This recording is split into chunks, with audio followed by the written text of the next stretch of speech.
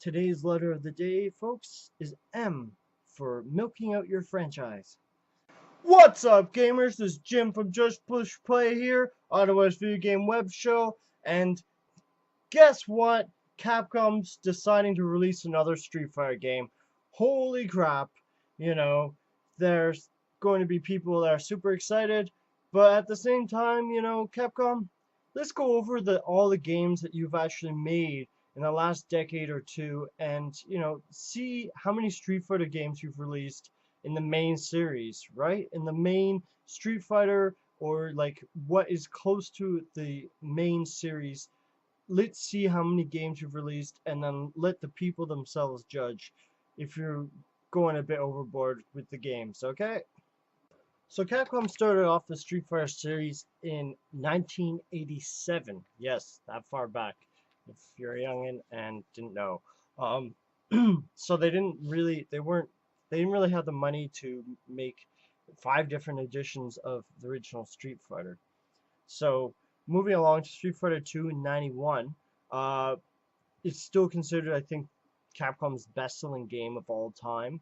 Uh, I remember when uh, the Super Nintendo version just came out, and I thought Rue and I thought Blanco or were just really weird characters, but you still felt like this is something weird, but it's still kind of cool. And yeah, I remember it around the time that it came out, the Street Fighter 2 series. I was playing in arcades, and I'm like, this game's kind of cool. The sounds are kind of cool, and uh, yeah. So yeah, it really did make a huge impact, and it's sort of hard for gamers if they weren't actually there or to experience it growing up in that time. Like, it was a major event. If you can think of like a game that sort of had the same sort of impact without being in the arcades would probably be Final Fantasy VII. Like it, that would give you a good idea. Anyways, moving on, Street Fighter 2 Championship Edition, or Dash in Japan, came out the following year in '92. Um, I remember seeing that game arcade everywhere, and like it was always being played. From what I remember, it was more popular, far more popular than Street Fighter 2, but that's probably because of the publicity from Street Fighter 2, right? So, then in '93, there was Super Street Fighter 2, the new challengers. And I remember that game was good, but I was starting to feel like even then, it seemed like, okay, Street Fighter, you guys gotta relax, like slow down, leave the gas pedal alone, don't keep, throwing out new Street Fighters. Then there was Super Street Fighter 2 Turbo, which I just at that point I thought, okay, Capcom, seriously, this is getting ridiculous, and this is where, in my opinion, at least, that Capcom started to develop their reputation as just, you know, putting um, putting games, Street Fighter games out like on a yearly basis. Like it's sort of like the Madden of fighting games. And even though they've been successful, I think still it's been kind of crazy that they've released so many versions. So that game was also called Super Street Fighter 2 X in Japan. So then we had some quiet time, at least according to my list here. Street Fighter Collection in '97, which was all the games I believe up until that date compiled, or maybe half of them. Then Street Fighter Collection 2 in '98. Uh, then Street Fighter Anniversary Edition. So it was sort of like, you know, they were making a lot of collections there in between the other games in the other spin-off series that they were making, and between the alpha games, which we'll get to. So, and then they totally redid the animation. I think it was like pixel perfect while still giving like 60 frames per second. If I remember, in Super Street Fighter 2 Turbo High Definition Remix in 2008, which I own, and I thought it was cool, and I played like a few matches in it, but to me, Street Fighter look is pretty unique, and it's kind of neat to see them, the characters looking like kind of rough, like sort of adds to the impact of the game, and I think sort of making them look, you know, like younger, I guess is the way I would call it. Making the Street Fighter characters looking younger and less beaten up, it sort of takes away some of like it's like Star Wars. If everything was shiny in Star Wars in the original trilogy, at least, would you still like it? Like, would it still feel like a lived-in world? Like, I don't think so, but whatever. So Street Fighter 3, that was in 97. And then later that year, I don't have a month, Street Fighter 3 Second Impact. I think it was a few months later that came out in the arcades, from what I remember reading. And then 2 years later, there was Street Fighter 3 Third Strike. So these games were very similar. They added a few characters. So this is sort of going with Capcom's legacy. Every step up. So like from Street Fighter 2 to Street Fighter 2 to Super Street Fighter 2, they added more characters. Like between Street Fighter 2 and Street Fighter 2, say Championship Edition, you could play as the bosses, the four bosses that were in the original game that everyone made rumors that you could play as, and you couldn't unless you like owned the arcade machine or modified the game's memory or something. And I heard even then they were glitchy because the Street Fighter 2 game is glitchy. If you try and play as the bosses, it will crash. But that's another little tidbit. Then they did Capcom vs. SNK in 2000, and then a sequel a year later, Capcom vs. SNK 2, which was, Capcom characters like Ryu, I believe, and maybe Ken, fighting against SNK characters. Sort of successful, but not as successful as the main Street Fighter games. Then there were the Street Fighter Alpha series, Street Fighter Alpha Warrior Dreams in '95, which was supremely, I think, successful at the time from what I remember. A lot of people loved the fact that they could go back and play as the younger Ryu and see, the origins of these characters. Then a sequel came out, Street Fighter Alpha 2 came out in '96, and then 2 years later, even more characters, more moves, counters, isms, you name it, in '98. And then there was that whole polygon craze in the mid 90s where everything had to suddenly be polygons. And they came out with Street Fighter X in '96, X Plus in '97, which I think refined the moves and added some extra characters and maybe some combos.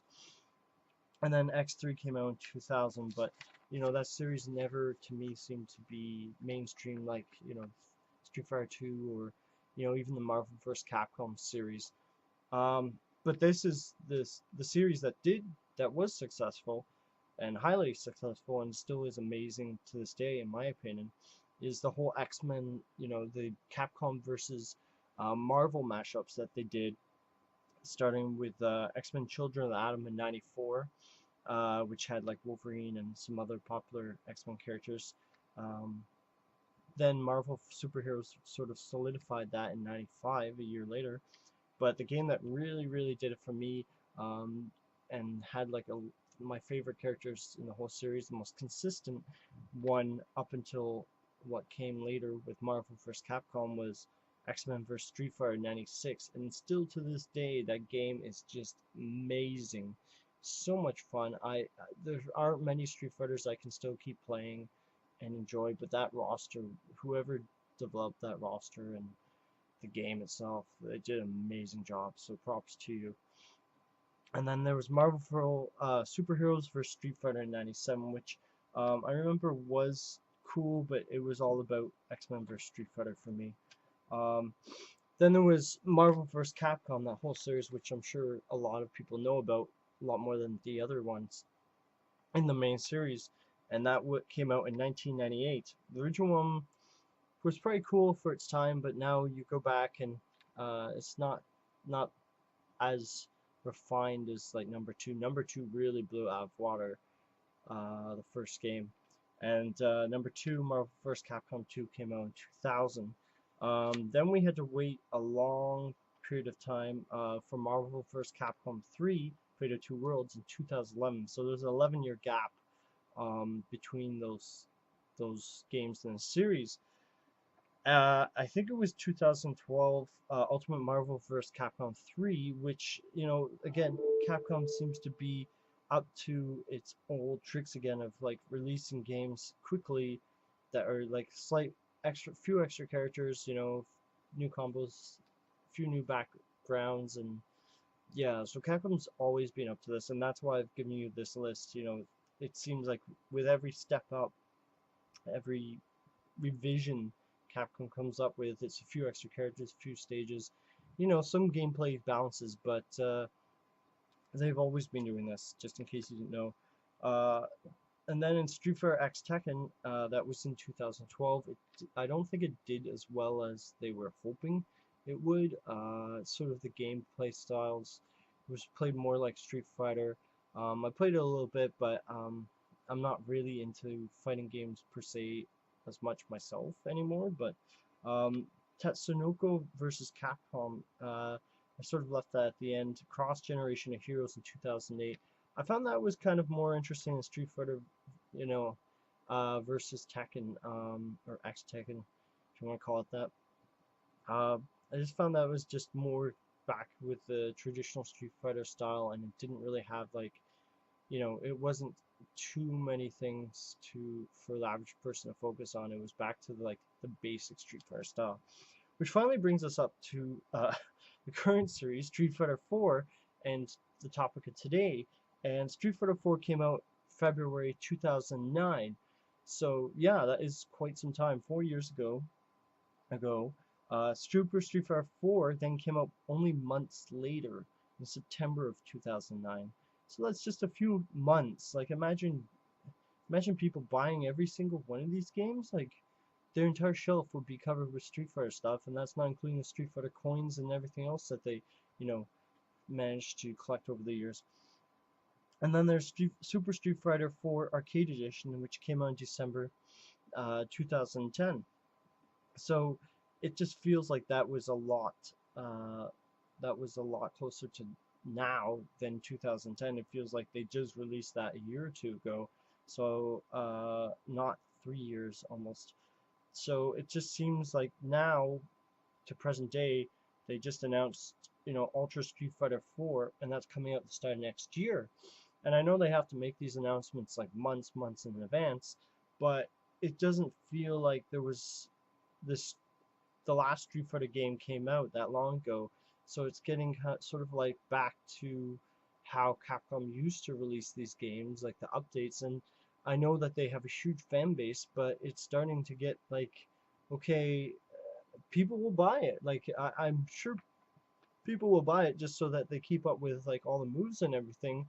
But at the same time, like where do you draw the line? That's what I want to know, and that's what I want to talk about today. Like how many games in a series is too many games? Like when does the franchise become totally milked out and you can't, you know, is there any more room? Like how many characters can you add to a game before um, people no longer are interested? And it seems like we haven't reached that point yet with the Street Fighter series, but um, at the same time, like the series has been around for a long time, and they are adding counters and other elements that change the game up. But it seems like the Street Fighter 4 series in particular, maybe Capcom, I mean, should move on and work on Street Fighter 5, or maybe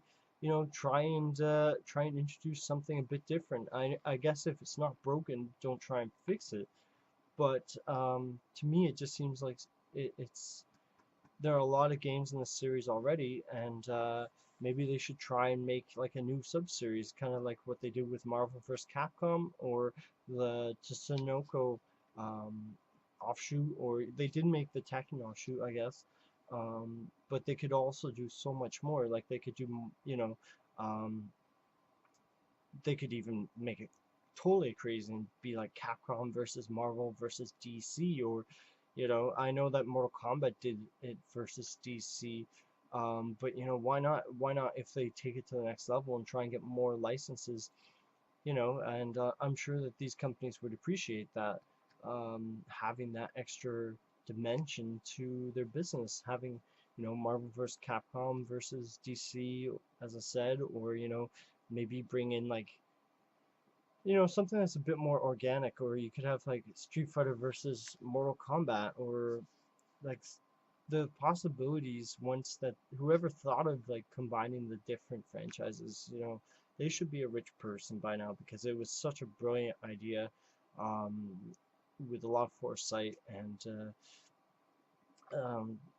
the fact that Capcom's still making these games. I think, as much as I think that Capcom is milking out the franchise to, ridiculous proportions, like Nintendo proportions as they do with Mario or did with Mario at least in the 90s.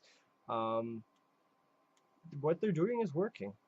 What they're doing is working. Even though that they've been releasing like a new version of, you know, at least one of the Street Fighter games like once a year or every 2 years, it's people are still buying it. So I guess they're just taking their money all the way to the bank and they're happy about it. Uh, but is this, you know, that's what I want to know. What you guys think? Are you a Street Fighter fan? Do you think this is fine to release a new game every series, like kind of like every year? I mean, in the series, and or do you think this is kind of getting excessive? Like that's how I'm starting to feel. Sort of like I covered the Final Fantasy series the other day.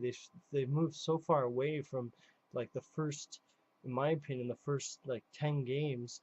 They added enhancements in that time with the example of Final Fantasy, but now they're starting to get into the action genre, and they dabbled with that with Dirge Cerberus, but it's not as similar to the original, say, 10 games or so, which had like kind of some sort of um, enhancements, but it's sort of now they've gone like a full deviation from what they started with. So, do you think Street Fighter should be completely revamped, or what do you think? What do you think? If is this too much from Capcom? Is this too many games? Is this too many releases? And to me, as I said, it seems like um, when it felt like that game just came out a year or two ago, and it's actually been almost 3 years. Uh, and also, I actually want before we go, I want to actually cover over what sort of got me surprised with this announcement. So we'll go jump to that next, and that won't take long. Yeah, so let's go over the details of the upcoming Ultra release. So there's going to be 5 new characters. It's going to be Alina, Rolento, Hugo, Poison, and then a mystery 5th character. New modes, stages, features, and gameplay tweaks that they've listened to the fans, which is great. Um, Now, it's going to be available as a DLC update for Super Street Fighter 4 or Super Street Fighter 4 Arcade Edition. Excuse me, Arcade Edition. It's going to be available as a standalone retail game for $40 or $15 for the DLC. Now, what I don't understand is, and what concerns me is, what about your fans that have bought like every single version, like your hardcore fans or even your moderate fans that have bought every single edition of the Super Street Fighter 4s? Does that suddenly make all their games, pawn worthy? Like, should we all rush to EB Games or in the States GameStop and trade in, the original Super Street Fighter 4 like Capcom? I find this kind of concerning, and this was what prompted me to originally start this whole webcast or webcam video. Is this what we want to encourage game companies to do? To release a game and then the last 2-3 games in the series become pretty much dead weight because they're going to just release another edition that has like 5 new characters, and it makes like the previous, say, 2 or 3 retail games that you paid full price for almost worthless. Like, it's been a while since I was actually in uh, the EB Games, but I think the original Super Street Fighter 4, correct me if I'm wrong, is only worth like $10 now. And if you paid full price $40 or more, I would be peeved off. Would you be peeved off if you paid like full price for something and then, like, I think it was like a year later, it just suddenly was worth $10? And I know that things are going to go down in value, but in this case, you know, Capcom's either purposely, well, they must be doing this purposely to devalue the previous games that you've bought. And even if they let you upgrade, if how that works, they didn't give any details how that works, whether your game will suddenly have just 5 new characters and not all the extra stages, or that's why I think that they're doing the retail copy, is so that you will actually just sell all the previous Super Street Fighter 4s you have, like all the different editions, the original and arcade edition, and then you'll buy the latest game, and that's how they'll earn the most profit, not from used game sales. Like, they're a company, they're not GameStop. They don't earn most of their profit off of used games, so they want you to buy the latest edition. I think this is kind of a cunning and kind of manipulative way of dealing with their fan base. They release a video of their fans cheering at like Evo, and then they do turn you around and say like all your previous games are practically worthless. Like, they were worth some money, and now because we're releasing this edition, your previous like $80 that you spent combined on 2 games or so, we don't care about. That's maybe that's harsh, but that's how I feel about it, and maybe you might feel the same about it. So I don't want to, again, this is something I don't want to encourage companies to do, and I think uh, by letting Capcom do this sort of practice, and as I said, and that's why I went through all those games, is this isn't something that they have just done now or in the last few years. It's something that they sort of learned how to use the video game market and and keep generating sales, which is cunning, but it's kind of harsh on the consumer, because the consumer can't afford to buy like a new fighting game every year. As far as I'm concerned, I think that's kind of ridiculous. And it's the same thing with the sports games. That'll be another rant from another day. But if every year you're expected to buy your top 5 games, like, how will that will hurt the other games that come out, the original games, like say Katamari Damacy, or what if everyone's buying like the same 10 sports games every year because they're making the others worth nothing. I guess you could still enjoy the past ones, but there's always that allure, the human allure, to go to what's new, and it just makes everything else seem um, it makes the money that you put invested into these previous versions of this series, uh, like, I guess maybe people don't think of it that way, but I think of that, oh, I bought these like 4 games, and now like suddenly I don't really want to play them because the character I want to play is only in the newest version. So what do I do with these games? Oh, I will trade them in, and that's what I've seen, having worked at AB Games. That's what I see people do, and it kind of concerns me that businesses let gamers be manipulated, as far as I can tell by this. So what do you think? This detail, it started off, this cast started off like kind of basic, but I suddenly introduced uh, along the way, near the midway point, another way of looking at things. And do you agree, disagree?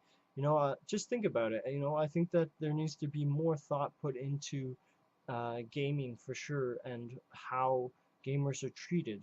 And I think it's really important that we're treated well by these companies, even if their bottom line is business. Ultimately we decide with our wallet. So, ultimately the power is in our hands, even if they don't want to admit that. So I'm Jim from Just Push Play. Keep on gaming, guys. Rock on.